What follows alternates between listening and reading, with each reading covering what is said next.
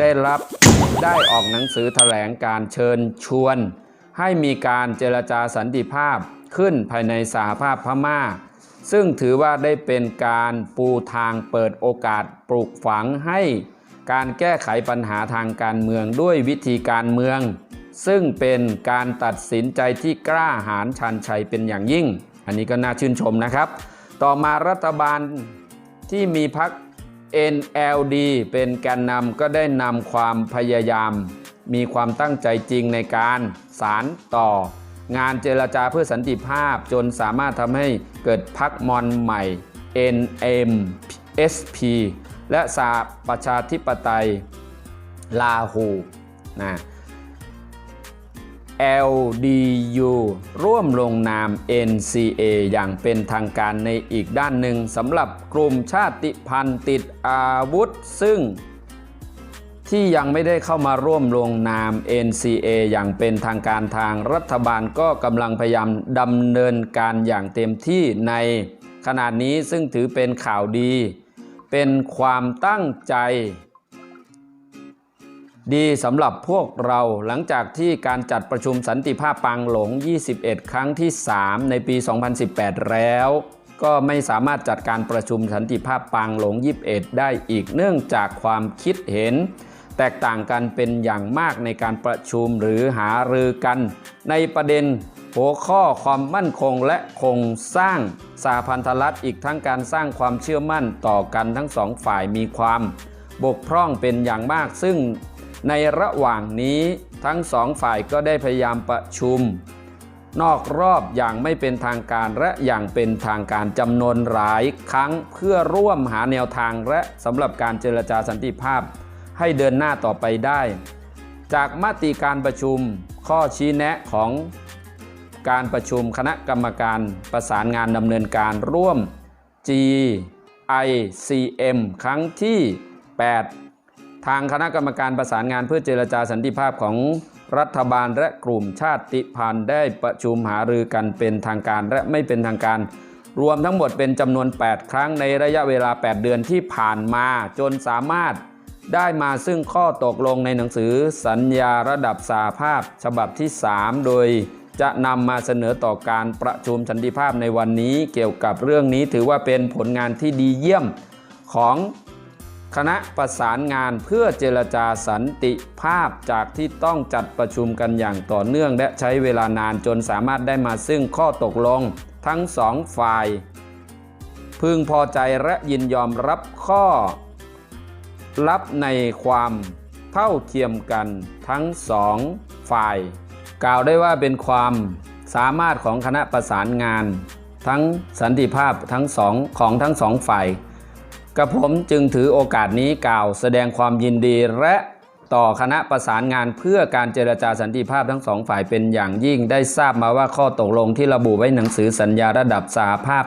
3 นั้นมีการระบุเกี่ยวกับโครงสร้างของการดำเนินงานตามกรอบ NCA ขั้นตอนในการดำเนินการหลังจากปี 2020 รวมทั้งโครงสร้างสหพันธรัฐซึ่งกับผมก็จะแสดงความยินดีและขอบพระคุณอย่างจริงใจส่วนในประเด็นหัวข้อในการเจรจาที่ยังไม่สามารถบรรลุหรือข้อยุติได้นั้นก็เห็นตรงกันว่ามีการเจรจาปรึกษาหารือกันต่อไปซึ่งเรื่องก็อาจจะต้องใช้ระยะเวลาการหารือกันต่อไปลักษณะหรือขั้นตอนของการดำเนินงานการเจรจาสันติภาพหลังปี 2020 นั้นกับผมได้เห็นว่าทั้งสองฝ่ายจะต้องปรึกษาหารือกันเพื่อให้ได้มติข้อตกลงเกี่ยวกับการดำเนินการด้านการเมืองว่าจะปฏิบัติดำเนินการอย่างไรรวมทั้งการดำเนินงานด้านความมั่นคง 3 ขั้นตอนว่าจะดำเนินการให้สอดคล้องกับการเมืองที่คืบหน้าไปได้อย่างไรซึ่งทั้ง2ประเด็นจะต้องดำเนินการควบคู่ขนานไปพร้อมๆกันซึ่งเรื่องดังกล่าวมีงานหนักและใหญ่มากและเป็นงานที่จะต้องมีความชัดเจนมีระเบียบแบบแผนซึ่งเป็นขั้นเป็นตอนชัดเจนอย่างแน่นอนในการปฏิบัติงานดำเนินการซึ่งทั้งสองฝ่ายจะต้องให้ความเข้าใจและตกลงกันให้ดีไว้ก่อนซึ่งจึงจะนำมา จึงจะทำให้ดำเนินการต่อไปได้ในอนาคตเกิดความเรียบร้อยดีงามเพื่อที่จะให้กลุ่มชาติพันธุ์ติดอาวุธที่ยังไม่ได้ลงนาม NCA อย่างเป็นทางการ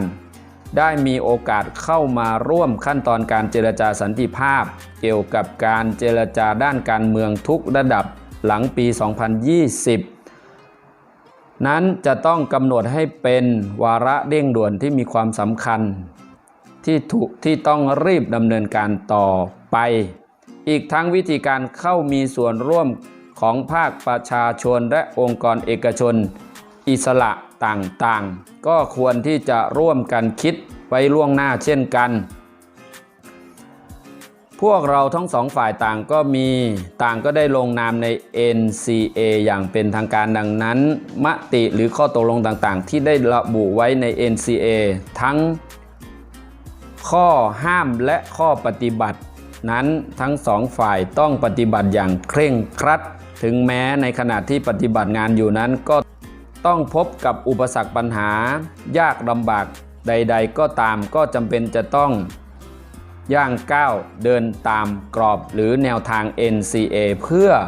ให้ถึงเป้าหมายสูงสุดในการได้มาซึ่งสหพันธรัฐในขณะที่เรากำลังดำเนินงานตามกรอบ NCA นั้นเราอาจต้องพบเจอสิ่งที่ไม่เรียบร้อยไม่เป็นที่พึงพอใจหรือพบเจอปัญหาอุปสรรคความยากลำบากต่างๆในขณะเมื่อเราทั้งสองฝ่าย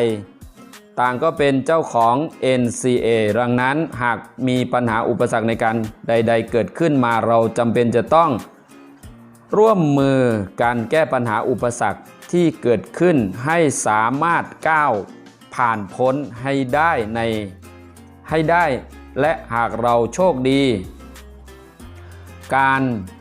ประสบความสำเร็จที่มุ่งหวังเราก็จะแบ่งเป็นผลของความโชคดีความสำเร็จนั้น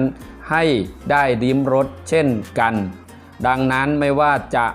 ว่าผลจะออกมาดีหรือร้ายเราทั้งสองฝ่ายก็ต้อง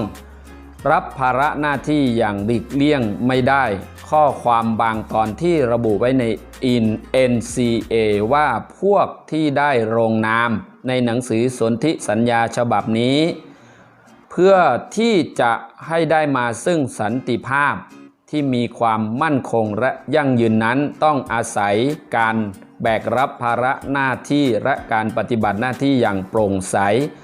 เพื่อที่จะได้ให้ข้อตกลงต่างๆที่ได้ระบุไว้หนังสือสนธิสัญญาฉบับนี้ให้บังเกิดขึ้นสำเร็จตามที่มุ่งหวังพวกเราจะไม่หลีกเลี่ยงหรือท้อถอยพวกเราจะพยายามร่วมมือกันในการดำเนินการให้เกิดผลต่อไปพวกเราขอให้คำมั่นสัญญาณที่นี้ในการจัดประชุมสันติภาพปางหลงศตวรรษที่21ตั้งแต่เริ่มจนจบวาระการประชุมให้เกิดความเรียบร้อยภายในสถานการณ์แพร่ระบาดของโรคโควิด -19 นั้นขอขอบพระคุณกระทรวงสาธารณสุขและการกี